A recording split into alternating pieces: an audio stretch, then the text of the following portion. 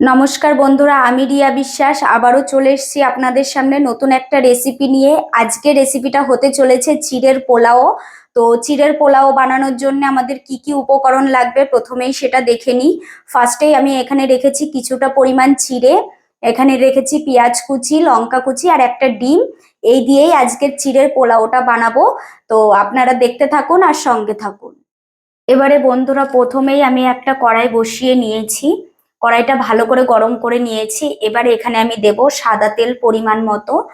তোমরা চাইলে কিন্তু অন্য কোনো তেলও ইউজ করতে পারো, সর্ষের তেল বা ঘিও কিন্তু ইউজ করতে পারো। প্রথমেই আমি সামান্য পরিমাণ সাদা তেল দিলাম। এবার আমি ডিমটা ভেজে নেব ফার্স্টে।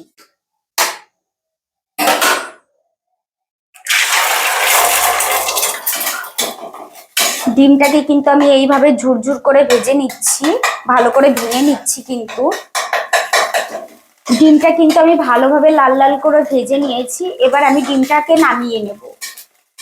ডিমটাকে নামিয়ে নেওয়ার পরে আমি কিন্তু আবারও তেল দিচ্ছি এইখানে পরিমাণ মতো। এবারে আমি পেঁয়াজ কুচি দিচ্ছি। পেঁয়াজটাকে ভালো করে আগে প্রথমে ভাজা ভাজা করে নেব। তারপরে দিচ্ছি লঙ্কা কুচি। এবারে দেব সামান্য পরিমাণ হলুদ,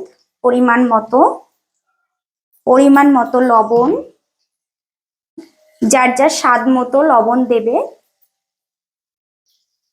এবারে ভালো করে আমি নাড়াচাড়া করে নেব।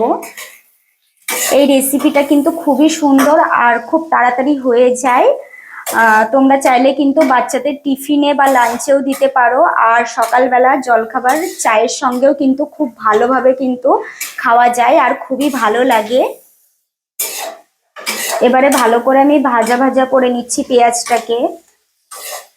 তো বন্ধুরা, পেঁয়াজটাকে ভালো করে আমি কিন্তু লাল লাল করে ভেজে নিয়েছি। এবারে আমি এর মধ্যে দেবো চিড়ে। চিড়েটা কিন্তু ফার্স্টেই আমি ভালো করে ধুয়ে নিয়েছি, ভেজানোর কোনো দরকার নেই। 3-4 বার করে ধুলেই কিন্তু খুব সুন্দর হয়ে যাবে। আর ভালো করে আমি জলটা ঝরিয়ে নিয়েছি। এবার এই চিড়েটা আমি ভালো করে দিয়ে দেব। আর চিড়েটা কিন্তু খুব সুন্দর ঝরঝরে হয়েছে, দেখো খুবই সুন্দর হয়েছে। এবার আমি চিড়েটাকে দিয়ে দেব, পুরোটাই দিয়ে দেবো এর মধ্যে। এবার ভালো করে আমি নাড়াচাড়া করে নেব।